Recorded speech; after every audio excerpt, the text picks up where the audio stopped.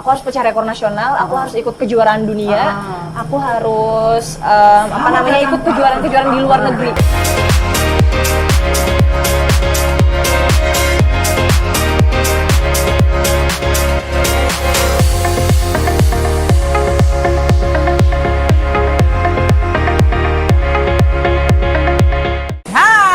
Lagi di Pelarian Prada, dan kalian tahu kan sekarang kita lagi ada MRT. Ya syukurlah ya, gue lolos tadi dari pengecekan suhu. Adem kayak diapain ya? Oh iya ya. Tadi gue juga udah bilang kan, karena secara di MRT ini kan naik tangga tadi ya. Jadi gue udah bilang, Mbak tolong kasih eksepsi ya, kalau naik tangga kan heart rate naik kan. Waktu dikasih tembakan itu lu nggak bilang, iya mas saya terima Atau nggak gini, gue nyerah gitu ya. Nggak kayak gitu. Nah, terus kita mau ngapain nih di sini? Ya hari ini gue janjian nih sama salah satu perempuan cantik ya, nggak cuma cantik tapi juga larinya kenceng gitu. Jadi buat semua cowok-cowok, cewek-cewek di luar sana yang nonton video YouTube-nya Pelarian Prada, jangan sedih ya, karena kalian akan lihat berapa kencang dia lari ya. Oke, kita ketemuin aja langsung ya. Lanjut. Kita cari. Aduh, hai Kak, ketemu ya. Namaste. Oke, iya.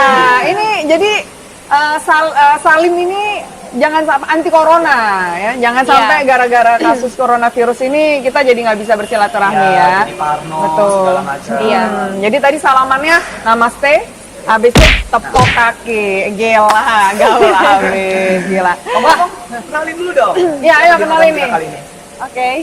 Hai. Namanya? Aku Ulfa Silviana. Aku atletik, sprinter 200-400. Aduh, gokil. Nggak ada potongan nggak? Bening begini, Ada larinya Kak, larinya.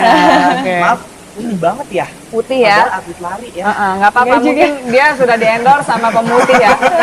Kan waktu 2 konten sebelumnya kan kita udah berharap ada yang endorse dia untuk waxing kan. Belum ada yang telepon ke kita Kak, belum ada yang DM, gue udah nungguin. Karena kan dia nggak pede pakai tank top ya kan. Dia pede pakai kaos. Tapi nggak apa-apa, kita ngobrol lagi sambil kita jalan ya. Kita jalan-jalan naik MRT sama mbaknya.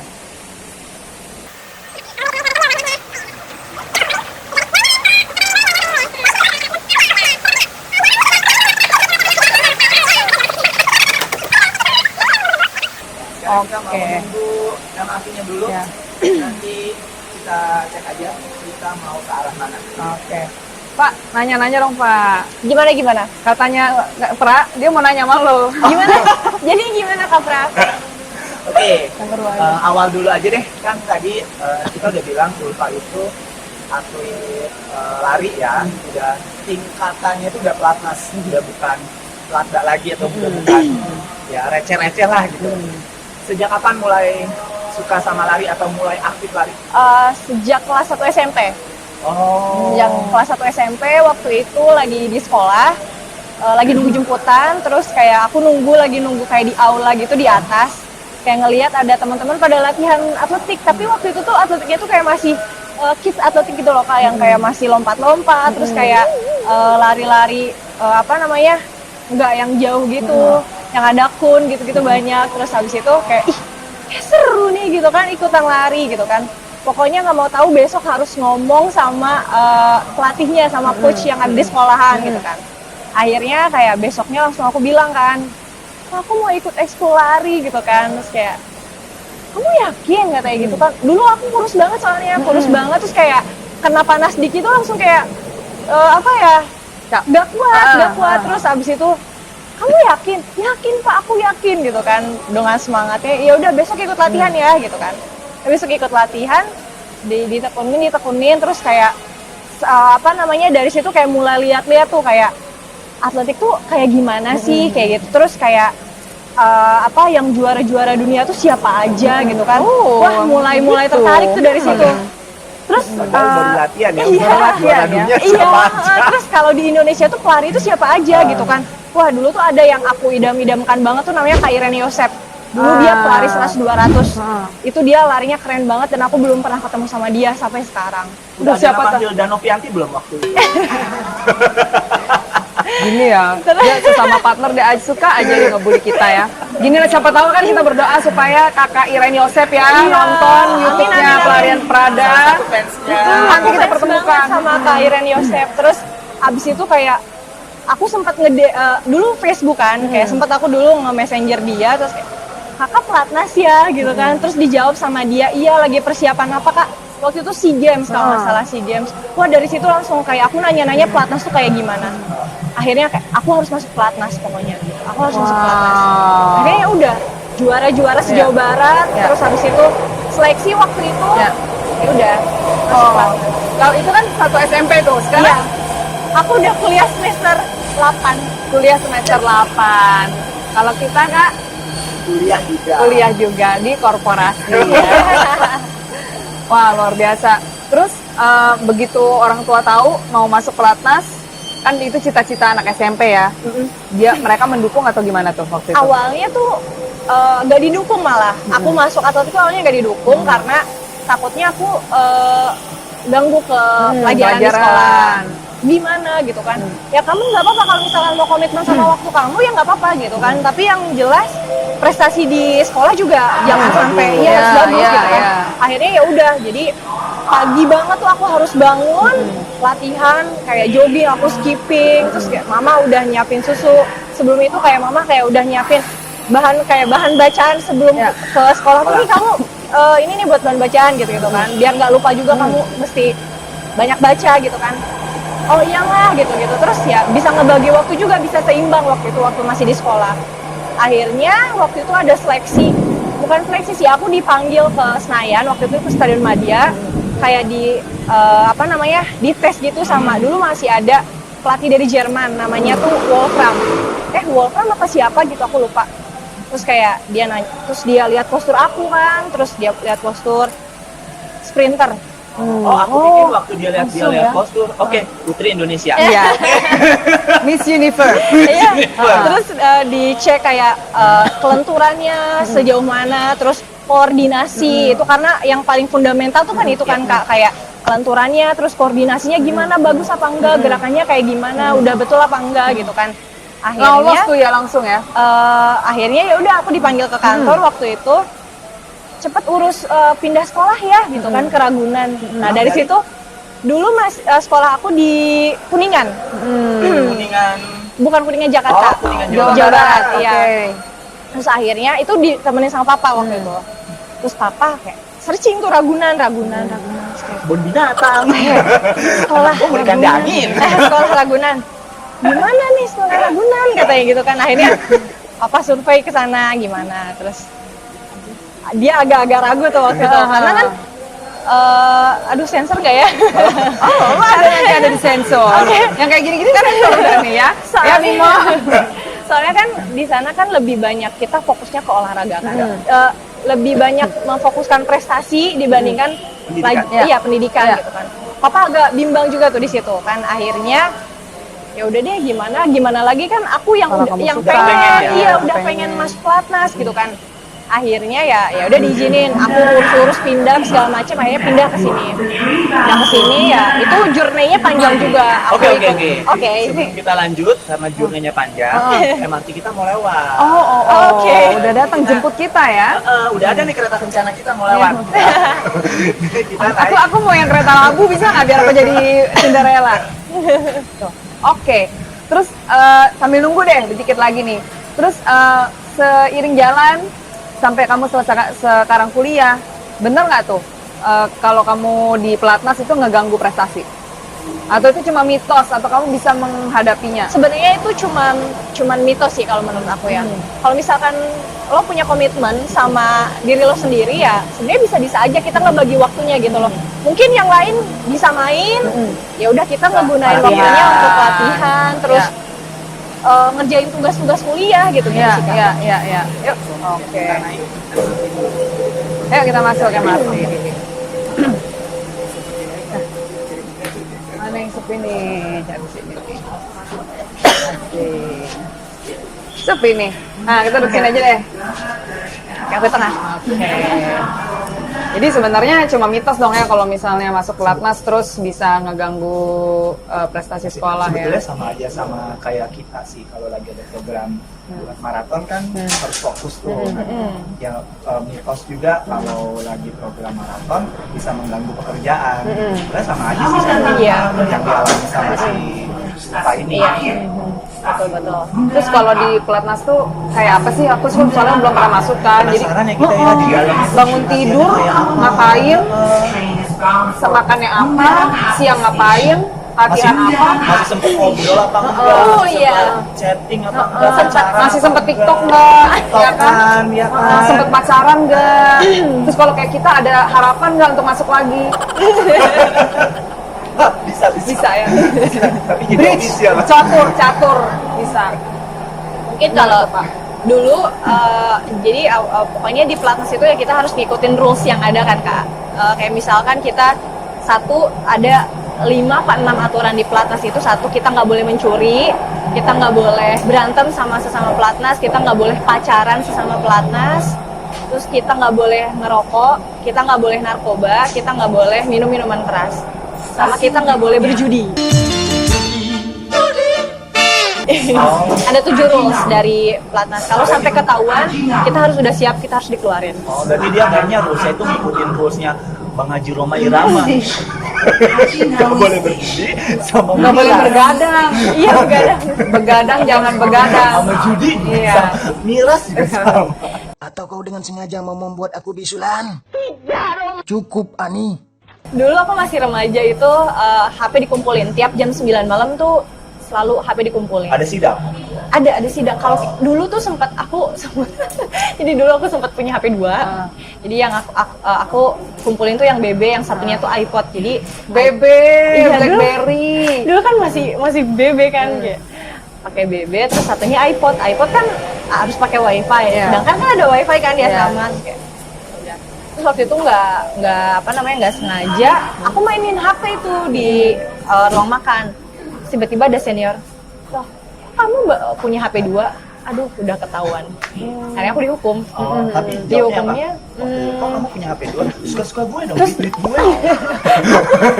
Langsung Kalau deh, gue straight ditanya gitu langsung. ya. SP1. Aku langsung deg-degan kan, langsung kan ketahuan banget kan kalau kayak gitu. Terus akhirnya ya udah aku terima hukumannya kan, Suruh interval. disuruh Syukurlah ya. HP-nya disita selama seminggu. Akhirnya dari situ aku nelpon orang tua, kalau misalkan mau telepon ke senior aku aja yang ini. Gitu akhirnya ya udah dihukum, ya udah nerima aja gitu 1 minggu. Berarti nih bapak-bapak di pelatnas kalau sidak itu jangan cuma ngecek handphone 1. Mungkin ada yang punya 2 atau 3 ya. Iya. Itu pasti karena anak-anak lebih pintar. Anak-anak desa lebih pintar. Habis ini yang di pelatnas nonton kita bete. Ini kenapa masih dibahas kata kartu gua kebongkar. Iya gitu. Terus kita malam jam 10 udah mati lampu. Nggak ada aktivitas keluar lagi karena besok pagi kita harus latihan. Bangun jam berapa tuh, Pak? Setengah 5. Setengah 5. Setengah 5 bangun. Tapi kalau dulu pas aku kuliah awal, karena kan dulu aku masuk jam 7.20, jadi jam 4 tuh aku udah bangun. Jam 4 udah bangun, udah siap-siap, latihan. Jam 5 tuh udah mulai program. Jam 5 Udah di lapangan tuh ya? ya? Udah di lapangan. Aku sampai buat list, jadi kayak wake up jam jam 3.45, siap-siap jam 4.00 tuh harus udah di lapangan. Terus habis itu sholat dulu tuh sholat setengah 5 ya, setengah 5 sholat, habis itu langsung lanjutin pemanasan, program jam 5, selesai jam 6, habis itu selesai jam 6 kurang, siap-siap ke kampus. Jadi pokoknya Maksudnya 7.20. 7.20, masuknya 7.20. Pagi Agak banget nanggung ya. 7.20 ya. Sedangkan 7.20. iya 7.20, terus kita cuma punya waktu 30 menit keterlambatan. Jadi kalau misalkan kita udah terlambat ya kita udah nggak diabsenin, udah nggak diabsenin. Tapi gue salut sih kalau misalnya lu baru menemukan bakat itu atau menyadari bakat itu di kelas 1 SMP ya. Iya, Agak bisa. miss karena kemauan sendiri. Iya. Anak sekarang soalnya. Dan kelas 1 SMP itu kan lagi orang lagi pecicilan ya. Waktu gue Emang. 1 SMP tuh gue ngapain ya? Sampai sekarang aja masih Masih pecicilan ya kan. Nah, Terus kalau di Cina kan dari umur Kecil. 4, 5 ya, Emang udah dididik. gue udah pernah nonton dokumentarinya tuh anak kecil kakinya diregang-regangin ya kan, sedangkan iya. satu SMP kan, Satu itu SMP. amazing sih gitu, Bener-bener itu kayak- gifted banget sebenarnya. Itu juga perjuangan juga Kak, karena emang awalnya kan aku nggak diizinin untuk kayak keluar terus kayak latihan gitu-gitu, kayak pokoknya yang penting aku belajar gitu kan. Aku nggak mau, pokoknya aku pengen keluar, pengen cari suasana baru karena aku ngerasa aku bosan gitu kan. Itu aku sampai bela-belain aku bawa motor, hujan-hujanan, pakai jas hujan, aku latihan terus kayak orang tua aku udah nelponin kayak aku mah bodo amat, nyampe kayak ya udah aku selamat kok gitu. Alhamdulillah aku selamat gitu sampai rumah gitu kan. Berarti emang udah pengennya. udah pengen, karena ya udah kalau misalkan ditanya kamu mau jadi artis sampai kapan, aku nggak bisa jawab karena apa ya, udah mendarah daging aja gitu. Atletik tuh kayak udah gitu, udah mendarah daging aja dalam hidup aku. Nah, gue pengen nanya nih, pertama kali ngerasain menang juara 1 tuh kapan? Itu pertama kali tingkat Jawa Barat dulu waktu itu. Kelas berapa tuh? Kelas Tahun berapa? SMP. Jadi aku cuman butuh waktu latihan itu berapa? Cuman latihan 2 bulan apa 3 bulan gitu. Aku langsung juara se-Jawa Barat. Terus Mohon maaf, sombong. situ udah berapa tahun latihan juara. Ya, kita mah ada podium tempat-tempatnya kan. Podium di hati Sony aja. Iya, Oh, terus sombongnya natural ya. 2-3 bulan latihan langsung Juara podium, 1. pelatda ya. iya gitu kan. Terus tapi Itu di nomor, habis sorry, di itu nomor lari berapa? 100 malah dulu. Oh, 100. Oh, sebelumnya sprint ya? Iya, sprint 100 gitu kan. Akhirnya baru nasional nggak dapat sama sekali. Masuk pelatnas pun kayak masuk pelatnas 1 tahun latihan, terus udah tahu passionnya akan di mana, karena pelatih itu kan lebih tahu kan kayak anak ini cocoknya di pelari segini nih gitu kan. Akhirnya aku disuruh coba lari 200-400. Itu waktu itu ke Jurnas.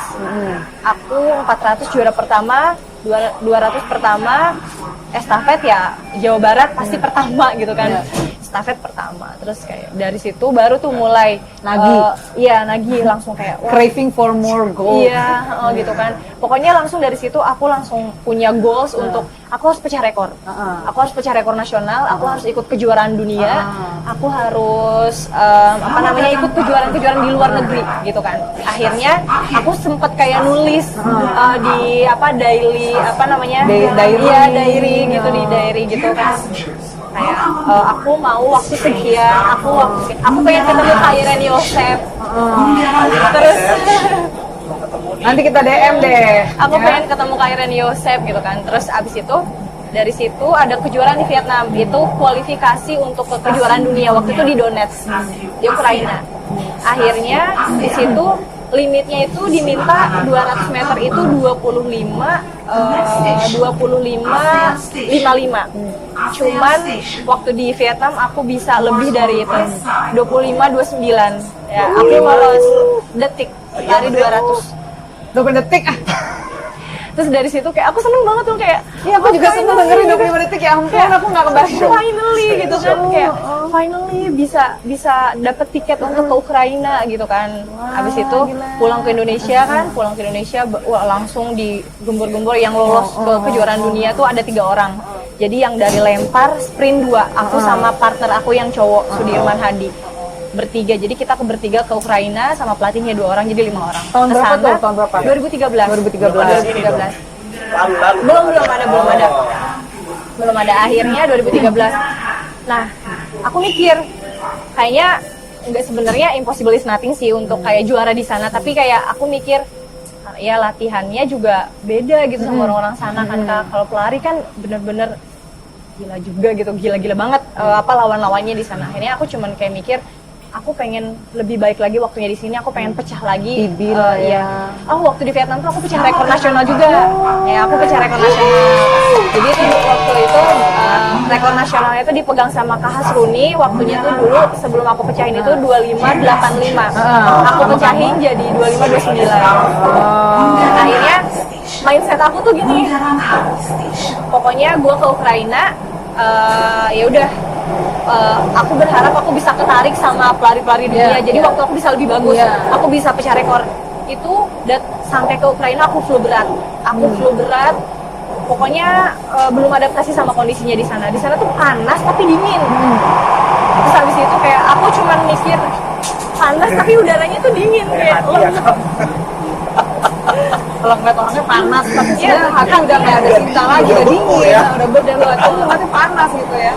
Terus akhirnya aku di sana tuh cuman cuman minum vitamin, makan yang bagus di sana. Besoknya tanding aku cuman bilang sama diri aku ya sakit bukan halangan. Sakit bukan halangan dan aku tuh orangnya keras banget gitu Kak. Kayak mau sesakit apapun kalau belum sampai pingsan aku tetap mau latihan aja gitu. Determinasinya tinggi ya. Terus abis itu di sana deg-degan sempet kayak aduh gue bisa nggak ya gitu kan. Bisa. Akhirnya aku pecah rekor juga di sana. Merinding gue dengernya.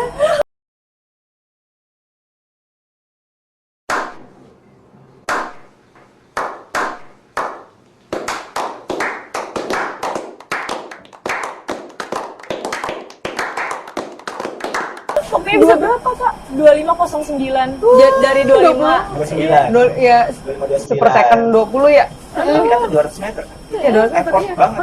Iya banget, gue ngerti banget ya. Iya. Nasional kan, Terus nasional. habis itu coach cuman bilang good job. Coach Agus coach aku, hai Coach Agus, I love you Coach. Aduh, merinding Coach Agus. Coach Agus tuh orang yang berarti banget dalam hidup aku di perkariran aku di atletik karena dia yang ngebantu aku banget. Dari aku bener-bener di pelatnas masih kecil Kak, naik kelas 3 SMP sama dia yang sabar melatih aku cedera dia yang sabar banget. Terus abis itu ya udah di sana cuman good job. Next event kita harus lebih bagus lagi. Jadi waktu itu Ukraina pulang ke Indonesia langsung kejuaraan youth atletik di China. Waktu itu di Nanjing. Nah karena waktu itu dari Januari itu peaknya naik terus kan Kak, naik terus tuh grafiknya tuh naik terus. Pas di Cina tuh bener-bener kayak mungkin masa transisinya kali ya, karena tiap pertandingan juga kita nggak bisa bagus terus juga gitu kan, ya kan? Karena pasti ada peak performance-nya masing-masing kan. Akhirnya di Cina tuh cuman waktunya turun tapi nggak turun banget. Dari 2509 jadi 2514. Aduh. Kamu, aku pikir 26, 27. Seperti kata 48. Iya, itu waktu itu ada-ada aja lagi pas mau final aku mens. Dan itu sakit banget Kak, ya ampun semalaman aku sakit. Itu bisa aku panas banget, terus aku susah BAB. Ya ampun pokoknya, aduh ya udah akhirnya ya udah Nggak minum lah segar Kak? ya udah. Belum di endorse. Boleh lah, sekali. Segar dia sebutin. Terus abis itu di Cina, pulang dari Cina ada Popnas, Pekan Pelajar Nasional. Bukan olahraga pelajar nasional ya. Aku alhamdulillah masih juara juga di situ. Ya pastilah. Mohon maaf ya. Udah tingkat nasional Iya. lawannya pelajar. Iya. Nah, abis itu ini tuh apa Lucu juga namanya? ya. Iya sih. Coba kesana yang Mbak Nunung ya. Terus abis itu ya udah aku sempat cedera 2014. Nah, hatinya Sempat kan? cedera. Hati udah biasa kan. Bro. Balik lagi bro kayak. Terus habis itu ya udah apa namanya cedera Itu cederanya hamstring apa? Kak. Oh, hamstring. Ya, jadi waktu itu karena setahun full itu aku Ya. pertandingan terus kan. Wah, di situ Bener sempat tuh. down banget Kak. Down dilema antara aku mau fokus kuliah aja apa aku mau apa namanya? Ya udahlah. Tapi aku mau tetap mau berjuang di sini gitu loh Kak. Itu kan target kamu tuh. Iya. Target apa? Rekor nasional, target juara gitu. Kalau Iya, targetnya iya. itu ada Kak?